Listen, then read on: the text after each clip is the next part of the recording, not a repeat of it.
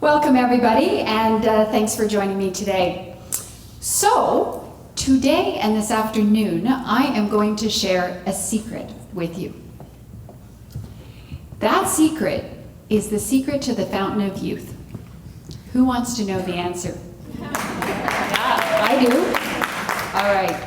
Well, I'm a naturopathic doctor, and my mission is to help you be your best, be well, be lean, and be you. And that's by believing in yourself.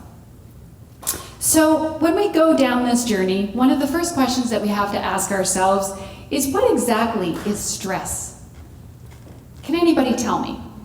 What is stress? Anybody? Toxins to your body. Toxins to your body, yes. Okay, anybody else? Negative goal setting. Negative goal setting. This is great. We know what stress is.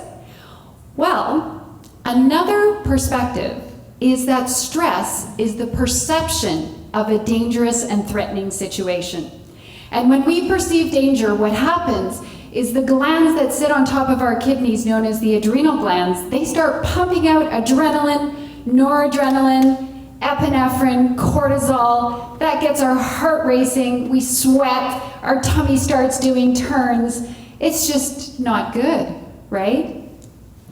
All that stuff can lead to heart attacks, it can lead to increased weight, it can make us tired, right? All right, who wants to live their best life?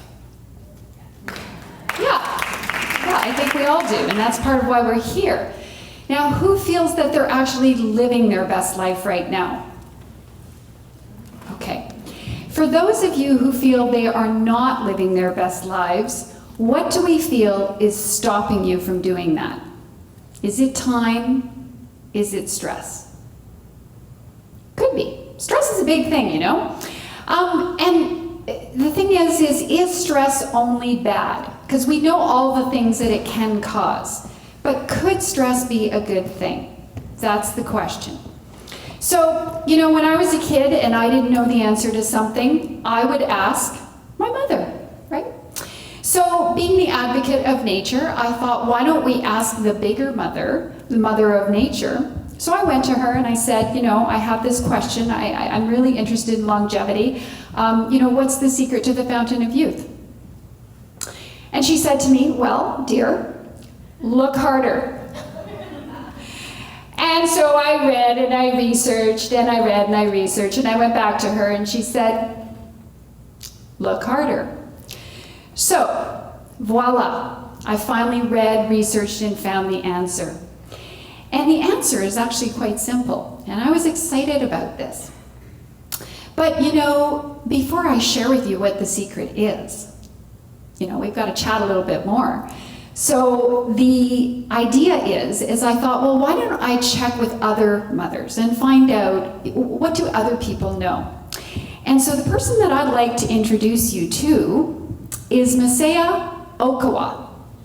And she lives in Japan, and she's the oldest living recorded person on the earth. She's 116 years old. And I was very, very inspired by her because I thought, you know what, she's got to know the answers. She's 116. Who wants to live to be over 100 years old? I do. So,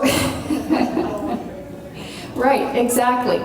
So the other people that researched this and what others have studied is the Danish twin study found that only 20% of how we live in terms of longevity is related to our genetics. And the other 80% is related to lifestyle and environment. So that's exciting for me because we can change that and we have the ability to have an effect on all of that. So there is a book and a research paper put together by National Geographic and Dan Buttninger. And what they found is they researched all these people who lived in different places of the world that were living healthier, stronger lives, that were living to be over 100, and they were centurions. And what they found is that they were really essentially 9 common things. And we're going to go through those.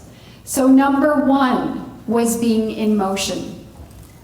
And it's being in natural motion, you know, taking advantage of just walking and swimming and lifting and reaching and just being in natural motion. That was one of the common things.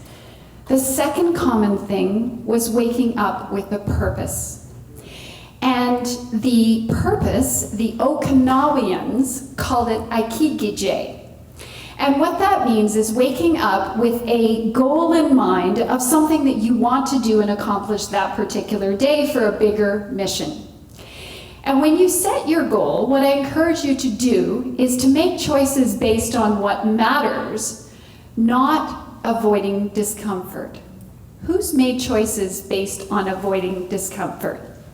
Yeah, I have too. You know, I'm just gonna take a side step there, and when we talk about stress and we talk about the reaction, you know, if I call up my friend, if I call you up and say, hey, let's go skydiving, I think I'd like to try that. So we go skydiving together and you have a great time and I'm petrified. What's the difference? Right, exactly. I'm stressed and she's not. She's not stressed because it's all about her perception. She perceives that going skydiving is going to be a neat event and that she's always wanted to know what it feels like to float in air. Wouldn't that be cool? But I, on the other hand, feel that my heart racing, my stomach churning, and my sweating are all signs that I'm stressed and I'm anxious and I'm just not handling this very well. And I can't even take a step out of the plane because I think I'm gonna die, right? Falling, airplane, you know, it all goes there.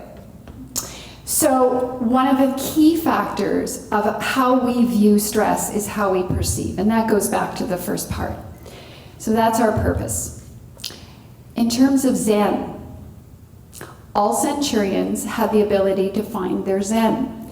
And it could be as simple as meeting the people at the local cafe and having a chat. It could be, you know, going for a walk with a good friend. My Zen I got this morning, I went for a run with my dog, and you know, she's kind of a funny dog because her hair hangs above her, you know, below her eyes, and everybody always asks, well, what kind of dog is she? And she's a sheepadoodle, so you know, we can't cut her hair too short because then she's got an albino eye and she squints in the sun, so you know, she kind of can't see, but it's always funny. So that's my Zen. What's yours? The fourth pillar of health is the 80% rule. And when we speak about 80%, what we mean is we mean when you're dining, stop when you're 80% full. And the reason why is because it takes your hormone and your brain a little bit of time to connect. And there's a hormone that's released called leptin, and it's the hormone that tells you you're full, but it takes about 15 or 20 minutes. So if we keep on eating, then we end up being overfull. Centurions also tend to eat their biggest meal at the beginning of the day. It gets lighter and lighter, and they don't snack after their last meal. Makes sense. The fifth pillar is the plant slant. And what the plant slant is, and I'm excited about this because this is what I teach for cancer survivors, and there's lots of research evidence that indicates so, that the more we swing towards a plant-based diet, the healthier we become. And this was proven in the blue zones in the research. And what was found is that centurions quite often only consume about 3.5 to 4 ounces of meat, and that's just the size of your palm. And they only consume it about 3 times a week to sometimes a month. So they're not eating very much meat at all. So we can all take a step forward and maybe decide to go vegetarian for lunch. And as a matter of fact, we chose to serve vegetarian meal this afternoon to give you the ability to taste that vegetarian can be very delicious. Okay, I think everybody likes this one. Right? Everybody always comes to the office and says, you know, can I have a glass of wine? Yes, you can have a glass of wine. Wine at 5. What happens when we have wine at 5 is our body shuts off the sympathetic nervous system, which is our state of energy, and it starts to relax, which is our parasympathetic nervous system. And we have a good time, and we laugh with friends, and it's all good. But one of the secrets is you can't save up all the glasses and have them on the weekend. That does not work. Plus, you need a ride home.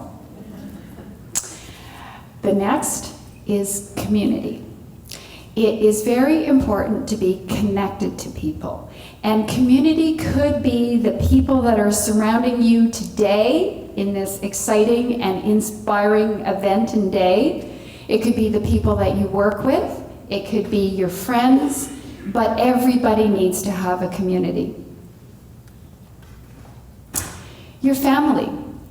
Centurions tend to be looked after.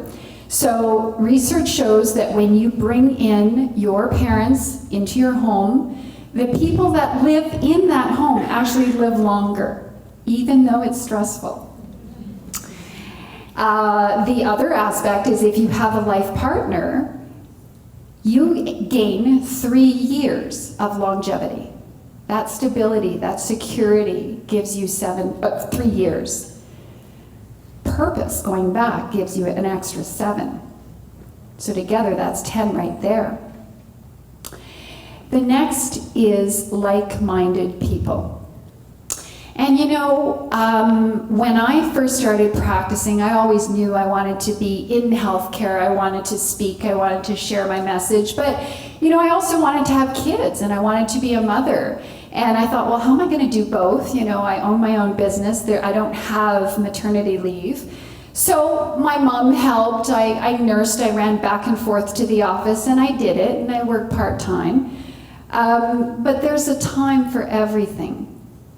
And now, people often ask, well, how do you do everything that you do? You know, my kids are older now. They're in school full-time, so I'm back to work full-time. And I said, because I have a lot of like-minded people with me. Research shows that when you surround yourself by like-minded people, that you grow because they want to grow. And there's something called the paperclip effect. And that is, if I give you a paperclip, how many different ways can you find to use that paperclip if I give you 30 seconds? Maybe 5, maybe 10. Now, if I gave you 3 other people to work together with, not only would you come up with 15 ideas, but you would actually come up with 3 times 15 ideas. So that's the idea. So those are the 9 pillars of health. Well, that was pretty easy. That's the secret, right? That's it. Good, we can go home. Well, not exactly. Let's go back to Maceo. When she was 102, she broke her hip.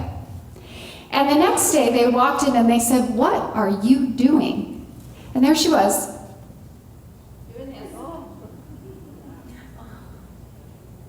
And they said, "What are you doing?" And she said, "Well, I don't want to get old and I don't want to get stiff. I have to keep exercising." Right? So it has to do with your perception and what you believe. I love her. I think she's great.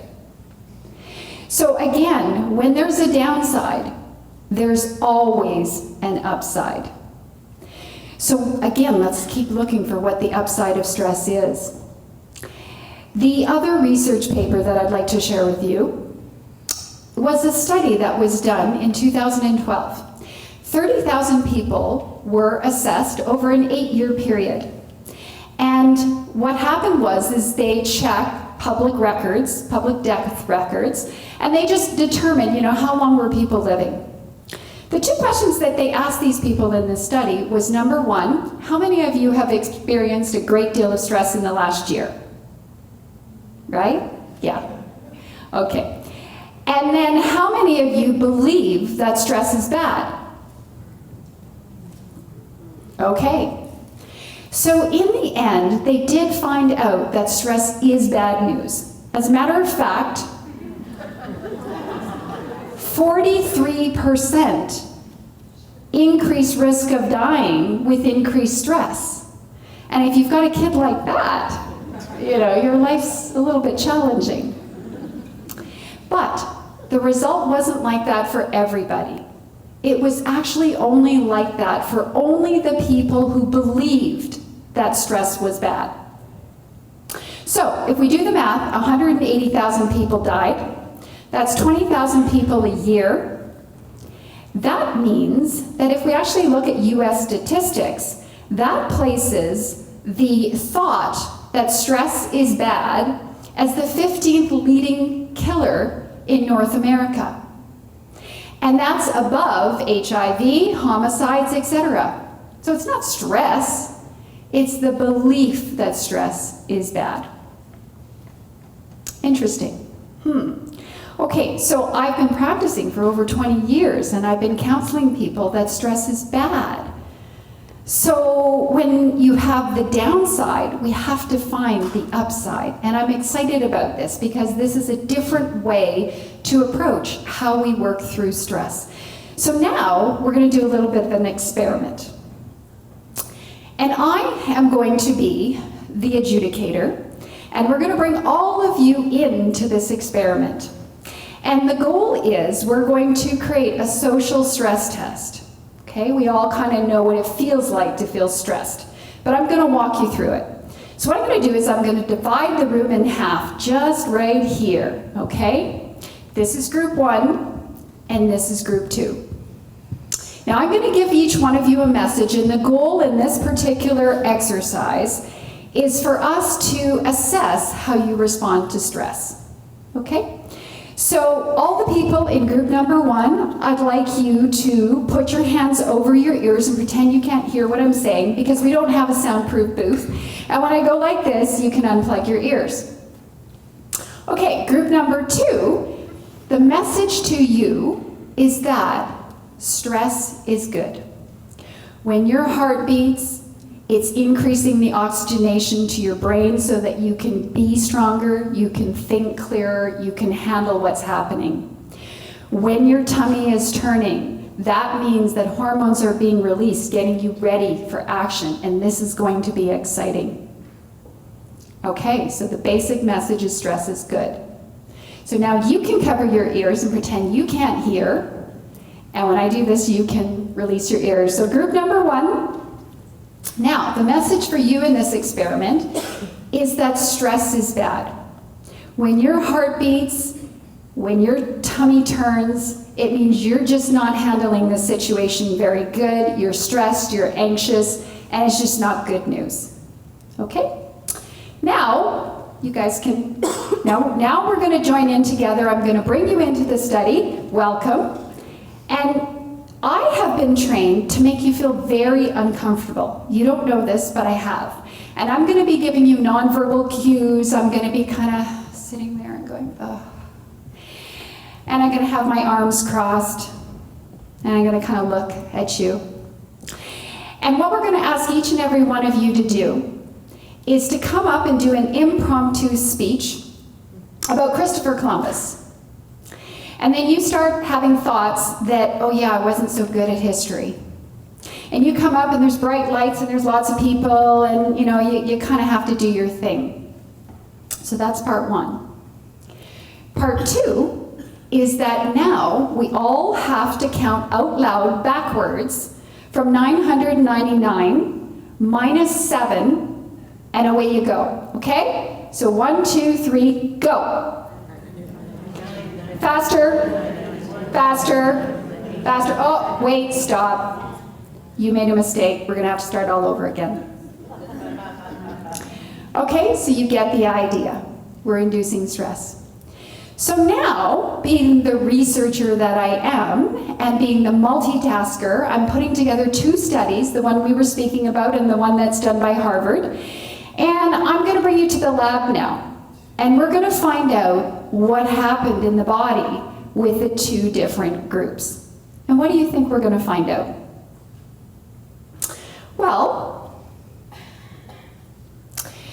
for the people who were in group 1 who believed that stress was good for them, your blood vessels look like that. They're normal, They're beautiful. They look as if they did before you came into this study. And they look like they would when you're content, when you're happy, when you're in moments of joy. And then group number 2, this is what your vessels look like. Because you believed that stress was bad. So your vessels have now become vasoconstricted. It's harder for your body to get oxygen. You feel tired. And yeah, you're going to be at increased risk of cardiovascular disease. So, what the research says is the way that we perceive makes all the difference in the world in how our body responds. And the reason why is because of hormones. Your body has a hypothalamus which talks to the pituitary, and the pituitary sends a message and works towards resetting and rebalancing the body always. And the messenger that it sends when we are stressed is the hormone oxytocin. And oxytocin is also known as your cuddle hormone. It's released when you are a mother and when you're nursing because you want to be connected to your baby. It is also released when you reach out and hug somebody. And it is also released when you recognize that somebody else needs care and you go and help them. And when you go and help them, your body produces even more of this hormone oxytocin. So it's a very powerful hormone. I mean, we all want this hormone. But not only does it keep us connected and empathetic to people, but the body also has receptors in the heart to this hormone. And when we're under stress, oxytocin is also released, which protects our heart from vasoconstricting. Hence, normal blood vessels. So there you go. That's the secret. It's about the way that we perceive and the way that we believe, and it's the upside of stress. Now, I'm not suggesting that each one of us needs to have more stress in your lives, but what I am suggesting is that we can be better at the way we think about stress. And one of the neat things that I like to give people is to give them empowering actions.